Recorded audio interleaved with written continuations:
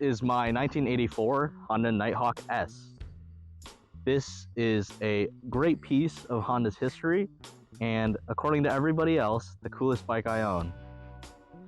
This bike was Honda's response to Harley-Davidson crying to the government to put a 45% tariff on heavyweight bikes, 750 cc's and up.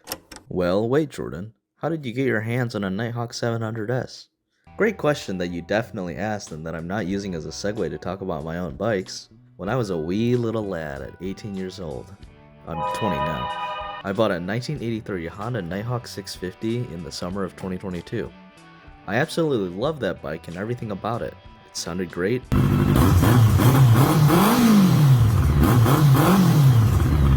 Looked fantastic and was incredibly fast for a beginner rider like me at the time. I found out about the Nighthawk S in the Facebook groups that I was a part of, and I've always had a love for it since. In 2023, I sold my Nighthawk 650 because I had bought a new-to-me CBR 600. In 2024, during work, I checked Facebook Marketplace and stumbled upon an incredible deal. A clean title Honda Nighthawk S for only $400 because it did not run. I asked my boss if I could leave during work to get it, and since he's awesome, he said yes. I called my boy Chase up to go get this puppy, and we had to be quick since it gained a lot of popularity. When we arrived, there was already a gentleman there, but he decided not to take it. I gave the seller $400 immediately, and we loaded it up with a whole nother bike's worth of parts. Once in my parents' garage, I got hard at work.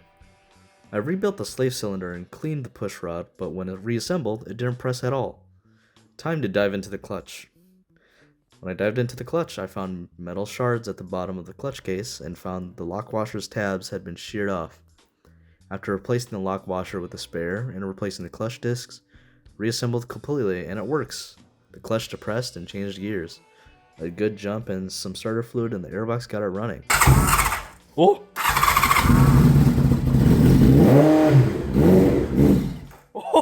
Had to drain the tank with gas, replace the air filter, and completely go through and clean the carbs. The remainder of the work was mostly cosmetic. Only had to replace the speedo cable with the spare, swap the wheels, passenger pegs, windshield, replace the decals, re-clear coat, and polish. I also repainted the 4:1 headers with a Super Trap slip-on. With almost all old UJM bikes, the turn signals are a complete mess that deteriorate and break. The only reproductions are several hundreds of dollars. I was not going to pay that for some plastic. I have experience in 3D modeling and 3D printing, so I whipped up a model of the turn signals, printed them in PLA-CF to withstand the heat of the sun when outdoors, and used heat inserts to add threads that strengthen the part. And that leaves it to how it is now.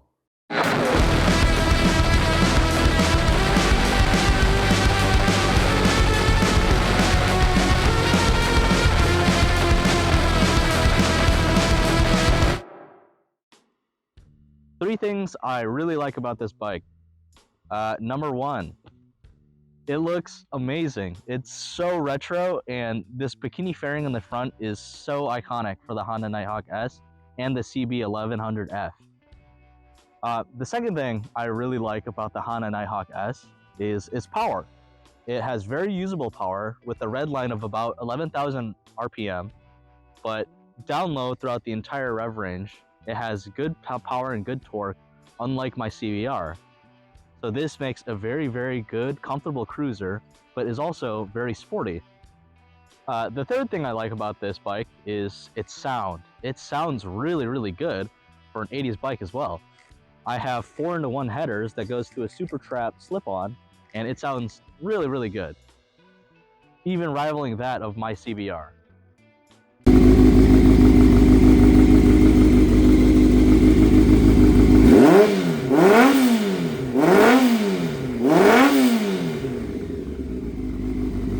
A bonus thing about this bike that I do like is the suspension. Coming from an 83 650 Nighthawk to an 84 700, the suspension is night and day difference. The 83 was very cruiser-esque. The front pretty raked out, has a really nice floaty suspension, not really great for spirited riding. But the 84 700, I was truly blown away with how much of a difference it is. These front forks and the rear two shocks actually do a pretty good job of both keeping comfort and sportiness in mind. It's not floaty in the front, it's very nice and direct. It goes exactly where you want it to.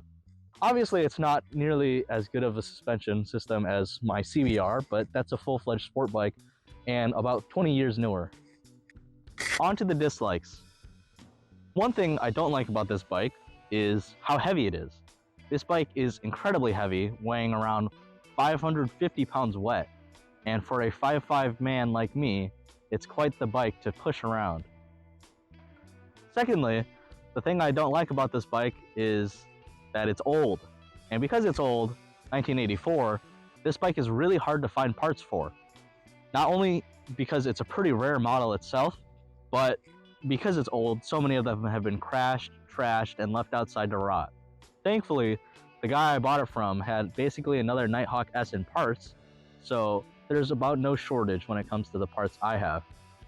The third thing I don't like about this bike is its carburetors. And that sounds funny because old bikes are obviously all carbureted, but specifically on this bike, I used to have an 83 Nighthawk 650, but this bike, when you pull the carburetors out, you have to disassemble all of this over here.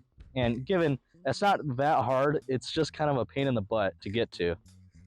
These four key-hang carburetors all together in a single log is stupid hard to get out for some reason. I really don't know why. But really, once you have it done, it's not that big of an issue putting it all back together, but just getting to it sucks. A bonus thing I don't like about this bike, and this is a plague on a lot of old bikes, is the speedo cable, the cable that controls the speedometer that goes to the portal axle in the front wheel. They break a lot.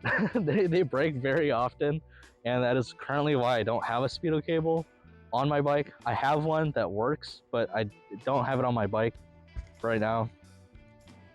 This bike I bought for $400, not running, but it was $400 for Nighthawk S, which is a bike that I really adored and liked a lot when I had my 83 650.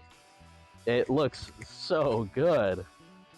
When I bought the bike, the paint and the decals were pretty rough, so I went over them, put new decals on, re-clear coated them, and you know, it doesn't look 100%, but it looks quite a bit better than it was before.